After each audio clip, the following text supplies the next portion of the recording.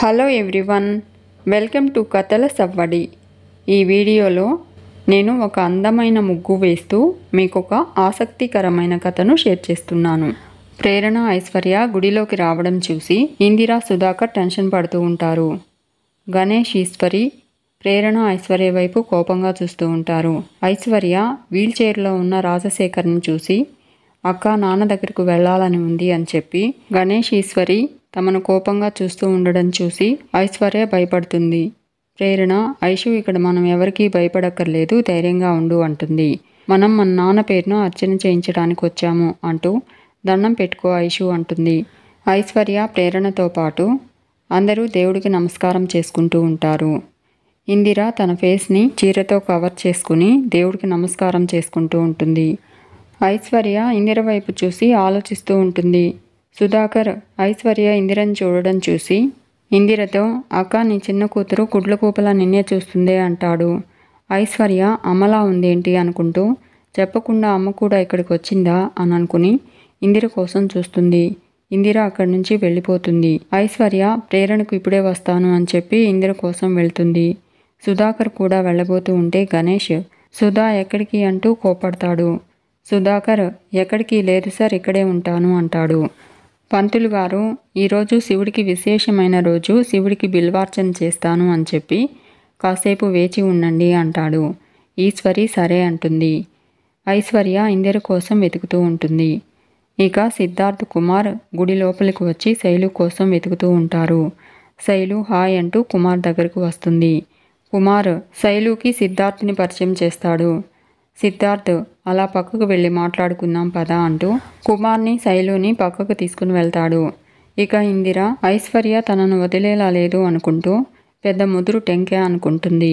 అయినా నేనెందుకు భయపడాలి అనుకుని తన తల మీద కప్పుకున్న ముసుగు తీసి మేనేజ్ చేస్తాను అనుకుంటుంది.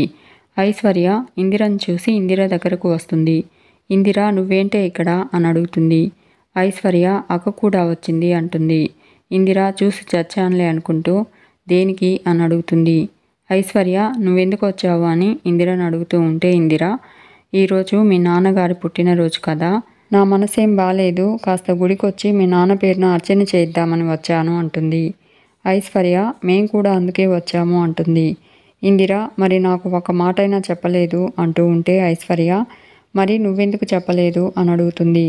నాన్న పుట్టినరోజున అందరం కలిసే గుడికి వచ్చేవాళ్ళం కదా అంటూ ఉంటే ఇందిర, బుద్ధి లేక చెప్పలేదే అని అనుకుంటూ, గుర్తు చేసి మిమ్మల్ని బాధ పెట్టడం ఎందుకని చెప్పలేదు అంటుంది. మీ నాన్న పరిస్థితి తలుచుకుంటుంటే అంటూ బాధపడుతూ ఉంటుంది ఇందిర. ఐశ్వర్య, నాన్న ఇక్కడే ఉన్నాడమ్మా, పద నాన్న దగ్గరకు వెళ్దామంటుంది. ఇందిర, వద్దు, వాళ్ళు ఉన్నారు కదా అని అంటూ ఉంటే ఐశ్వర్య, నాన్నతో వాళ్ళు ఉన్నారని నీకెలా తెలుసు, నేను చెప్పలేదే అంటుంది. ఇందిర, మీ నాన్నగారు ఉన్న స్థితిలో ఒక్కరే గుడికి ఎలా వస్తారు, వాళ్ళే తీసుకురావాలి కదా, అంటే గుడిలో వాళ్ళు ఉన్నట్టే కదా అంటూ ఎలా రాగలను అని అడుగుతుంది.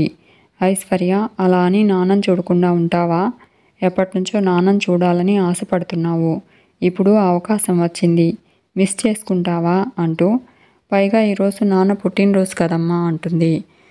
అక్కడ అక్క ఉంది కదా, ఏం జరిగినా అక్కే చూసుకుంటుంది, వాళ్ళు అక్కని చూడగానే నోరు తెరవలేదు తెలుసా అంటుంది ఐశ్వర్య.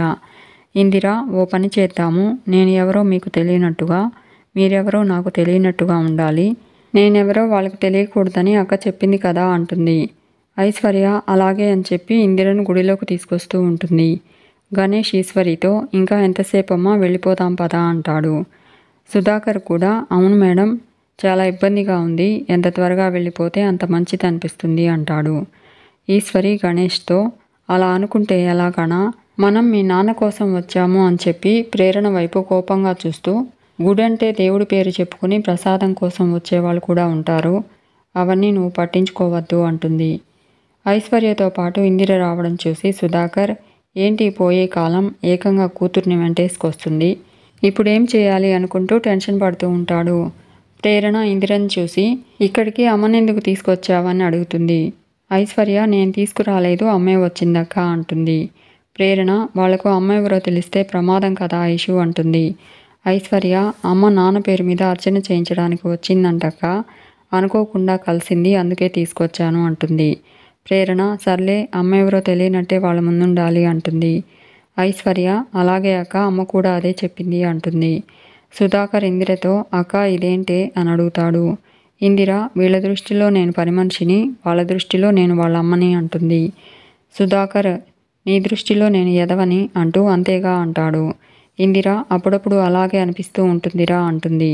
సుధాకర్ నువ్వు మామూలు దానివి కాదే, ఒక మాట జారినా వాళ్ళకి దొరికిపోతామని నేను వణికిపోతూ చచ్చిపోతూ ఉంటే ఇంత ధైర్యంగా ఎలా ఉన్నావే అని అడుగుతాడు. ఇందిర ఎందుకురా ఇప్పుడు ఈ పొగడ్తలు అంటూ ఉంటే సుధాకర్ నీకు అలా అర్థమైందా అని అడుగుతాడు. పంతులు గారు రావడంతో ప్రేరణ పంతులు గారికి కొబ్బరికాయ ఇచ్చి అర్చన చేయమంటుంది. పంతులు గారు గోత్రనామాలు చెప్పండి అంటాడు. ప్రేరణ చెప్పబోతూ ఉంటే ఐశ్వర్య వద్దంటుంది. ప్రేరణ భయపడకు ఐషు అంటూ పంతులు గారితో పంతులు గారు ఈరోజు మా నాన్నగారి పుట్టినరోజు, ఆయన పేరు పంతం రాజశేఖరం, పైడిపాల గోత్రం అని చెప్తుంది. పంతులు గారు ఈశ్వరి దగ్గర కూడా కొబ్బరికాయ తీసుకుని అర్చన ఎవరి పేరు మీద చేయమంటారు అని అడుగుతాడు.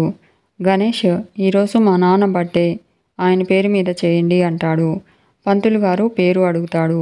గణేష్ పంతం రాజశేఖరం అంటాడు. ఈశ్వరి పైడిపాల గోత్రం అంటుంది. పంతులు గారు అదేంటమ్మా ఇరువురు ఒకరి పేరు మీద అర్చన చేయమంటున్నారు అంటూ ఒకే ఇంటి నుండి వచ్చారా, అలాంటప్పుడు కలిసే చెప్పొచ్చు కదా అంటాడు. ఈశ్వరి పంతులు గారు అది వేరు ఇది వేరు అంటూ కోపడుతూ మీరు అర్చన చేయండి అంటుంది. పంతులు గారు మంత్రాలు చదువుతూ అర్చన చేస్తూ ఉంటాడు. ఇక సిద్ధార్థ్ కుమార్ శైలుతో మొత్తానికి మీ ప్రేమాయణం ఎవరికీ తెలియకుండా బాగానే మెయింటైన్ చేశారు అంటాడు. శైలు నా ఫ్రెండ్స్కి చెప్పుకునే పరిస్థితి అన్నా నాది అంటుంది. సిద్ధార్థ్ ఈ వెధవ కూడా నాకు చెప్పలేదమ్మా, సడన్గా షాక్ ఇచ్చి ఇక్కడికి తీసుకొచ్చాడు అంటాడు. కుమార్ ఏం చేయాలరా మరి, కలుసుకోవాలన్నా బయటకు వెళ్ళాలన్నా చివరికి ఫోన్ మాట్లాడాలన్నా మేడం గారికి చాలా భయం.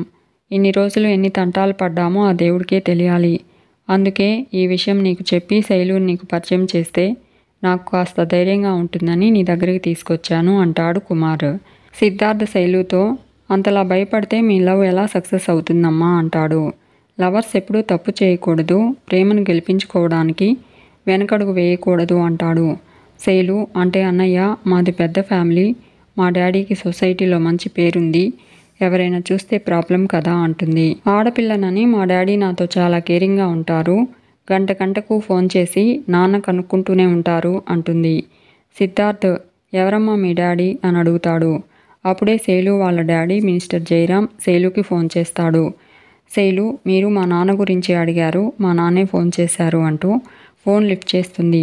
జయరాం శైలుతో గుడికి వెళ్ళావంట కదా అని అడిగి ఒక్కదానివే ఎందుకు వెళ్ళావమ్మా, నీకు తోడుగా ఎవరినైనా పంపించేవాడిని కదా అంటాడు.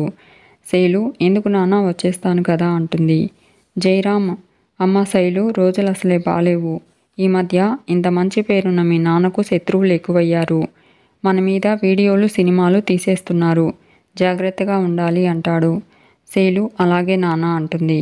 జయరాం సరే త్వరగా వచ్చే తల్లి జాగ్రత్త అంటూ ఫోన్ కట్ చేస్తాడు. శైలు సిద్ధార్థతో మా డాడీ గంట గంటకు ఫోన్ చేస్తాడని చెప్పానా అంటూ అసలు మా డాడీ అంటూ చెప్పబోతూ ఉంటే కుమార్ శైలు మీ డాడీ ఎంత పెద్దవారైనా మా సిద్ధుగాడు రంగంలోకి దిగాడంటే అంటూ ఉంటే సిద్ధార్థ్ రే ఓవర్ చేయకు అంటాడు. కుమార్ సిద్ధార్థ్తో కాదా అంటూ నేను చెప్పేది తప్ప అంటాడు. శైలుతో శైలు మావాడు ఈ మధ్య ఒక లవ్ జంటను కలిపాడు, దగ్గరుండి పెళ్లి చేశాడు, వాళ్ళిప్పుడు ఎంత హ్యాపీగా ఉన్నారో తెలుసా అంటాడు. సిద్ధార్థ్ వాళ్ళకేదో నేను హెల్ప్ చేశాను, ఎందుకు అంత పబ్లిసిటీ చేస్తావు అంటాడు. శైలు సిద్ధార్థ్తో లేదన్నయ్య, ఇద్దరు ప్రేమను గెలిపించడం అంటే మాటలు కాదు కదా, ప్లీజ్ అన్నయ్య మమ్మల్ని కూడా మీరే ఒకటి చేయాలి అంటుంది. కుమార్ మావాడు చూసుకుంటాడులే శైలు, యూ డోంట్ వరీ అంటాడు. శైలు కుమార్తో నువ్వు ఉండరా అంటూ సిద్ధార్థ్తో నువ్వు చెప్పన్నయ్యా, నువ్వు చెప్తే నాకు ధైర్యంగా ఉంటుంది అంటుంది. సిద్ధార్థ్ అలాగే అమ్మా అంటాడు. ఫోన్ రింగ్ అవడంతో మీరు మాట్లాడుతూ ఉండండి అంటూ పక్కకు వెళ్తాడు సిద్ధార్థ్. ఇక ఈశ్వరి గణేష్కి కుంకుమ బొట్టు పెట్టి కుంకుమ సుధాకర్ చేతికి ఇస్తుంది. ఇందిర ఆ కుంకుమ తీసుకుని రాజశేఖరంకి బొట్టు పెట్టి తను కూడా బొట్టు పెట్టుకుంటుంది. అందరూ హారతి తీసుకుంటారు. ఈశ్వరి గణేష్ చూడకుండా రాజశేఖరం కళ్ళకి హారతి అద్దుతుంది ఇందిర. పూజారి గారు అందరికీ అక్షింతలు వేసి ఆశీర్వదిస్తారు. ప్రేరణ అక్షింతలు తీసుకుని ఐశ్వర్యతో ఐషు ఈరోజు నాన్న పుట్టినరోజు కదా, ఇద్దరం కలిసి నాన్న ఆశీర్వాదం తీసుకుందాం పద అంటుంది.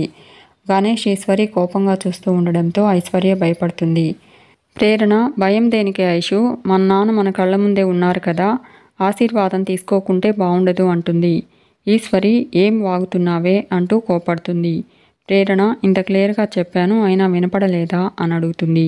గణేష్, ఇక్కడ ఉన్నది మా నాన్న అంటూ ఉంటే ప్రేరణ, కానీ మమ్మల్ని కన్నది ఈ నాన్న అంటుంది. సుధాకర్, ఏంటమ్మా మీరు మాట్లాడేది, ఎక్కడేం మాట్లాడాలో తెలీదా మీకు, ఇది గుడి, అసలు మీరెవరో చెప్పండి అని అడుగుతాడు. ప్రేరణ, ఇక్కడ ఉన్న వాళ్ళ ముందు చెప్తే సరిపోతుందా లేక మైక్లో చెప్పాలా అంటూ రా ఐషు అంటుంది. ఈశ్వరి, ఎక్కడికే వచ్చేది, ఆయన్ని తాకడానికి కూడా వీల్లేదు, నేను ఒప్పుకోను అంటుంది.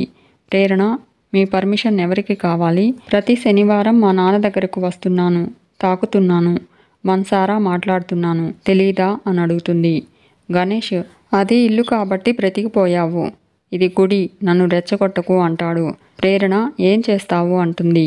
ఆ రోజు వైజాగ్లో మా ఇంటికి వచ్చి పబ్లిక్లో గొడవ చేసినట్టు ఇక్కడ కూడా చేయగలవా అని అడుగుతుంది. ఏమని గొడవ చేస్తావు అంటూ మాకు కావాల్సింది కూడా అదే అంటుంది ప్రేరణ. ఇప్పుడు నువ్వు మాకు అడ్డుపడకుండా సైలెంట్గా ఉండాలి, లేదా గొడవ చేసి ఈ గుళ్ళో జనాలకు మేము ఎవరమో చెప్పాలి, నీకు ఏది సౌకర్యంగా ఉంటుందో అది డిసైడ్ చేసుకో అంటుంది ప్రేరణ. ఈశ్వరి ప్రేరణతో గొడవ పడబోతూ ఉంటే గణేష్ ఈశ్వర్ని ఆపుతాడు. ప్రేరణ గణేష్తో, తెలివైన వాడివి, లాజిక్ బాగా పట్టేశావు అంటుంది. గుట్టుగా బ్రతుకుతూ ఉన్న మనుషుల్ని బజారుకి ఇడిస్తే వాళ్ళ జీవితాలు ఎంత నష్టపోతాయో, ఆ నష్టాన్ని భరించిన వాళ్ళు ఎంత రాటుదేలి బయటకు వస్తారో ఇప్పుడు అర్థమైందా అని అడుగుతుంది. ప్రేరణ ఐశ్వర్యం తీసుకుని రాజశేఖరం దగ్గరకు వెళ్ళి రాజశేఖరం చేతుల్లో అక్షింతలు ఉంచుతుంది. ప్రేరణ, ఐశ్వర్య హ్యాపీ బర్త్డే నాన్న అంటూ రాజశేఖరంకి విషెస్ చెప్పి రాజశేఖరం పాదాలకు నమస్కారం చేస్తారు. ఇందిర రాజశేఖరం చేతులు పట్టుకుని ప్రేరణ ఐశ్వర్య మీద అక్షింతలు వేస్తుంది. ఇందిర కూడా రాజశేఖరంకి హ్యాపీ బర్త్డే చెప్తుంది. అటుగా వెళ్తూ ఉన్న సిద్ధార్థ్ గణేష్ని చూసి పక్కకు వెళ్తాడు. ప్రేరణ రాజశేఖరంతో, నాన్న, ఈరోజు కొందరితో కొట్లాడి ఆశీర్వాదం తీసుకుంటున్నాము, త్వరలో మీకు మీరుగా వచ్చి పబ్లిక్లో మమ్మల్ని ఆశీర్వదిస్తారు అని ప్రేరణ అంటూ ఉంటే రాజశేఖరం కన్నీళ్లు కారుస్తూ ఉంటాడు. ఈశ్వరి కోపంగా ఇందిరతో, ఆయన్ని తీసుకునిరా అని చెప్పి వెళ్ళిపోతుంది. ప్రేరణ ఐశ్వర్య ఇందిరను చూసి షాక్ అవుతారు. గణేష్ కూడా వెళ్ళిపోతాడు. సుధాకర్ ప్రేరణ ఐశ్వర్యను చూసి, అన్ని షాక్లు ఇవ్వకండి, ఆవిడ చెప్పింది నాకు అంటాడు. మా అక్కనే మనకండి, మా అక్క నేను కలిసి వస్తాము, మీరిద్దరూ వెళ్ళిపోండి అంటాడు. ఇందిరతో, అక్క నేను బయట వెయిట్ చేస్తుంటాను, నువ్వు వచ్చేసేయవే అని చెప్పి రాజశేఖర్ని తీసుకెళ్తూ ఉంటాడు. ప్రేరణ ఇందిరను హక్ చేసుకుని బాధపడుతూ ఉంటుంది. మీకు ఈ వీడియో నచ్చితే లైక్ చేయండి, షేర్ చేయండి, తప్పకుండా సబ్స్క్రైబ్ చేసుకోండి. Thanks for watching.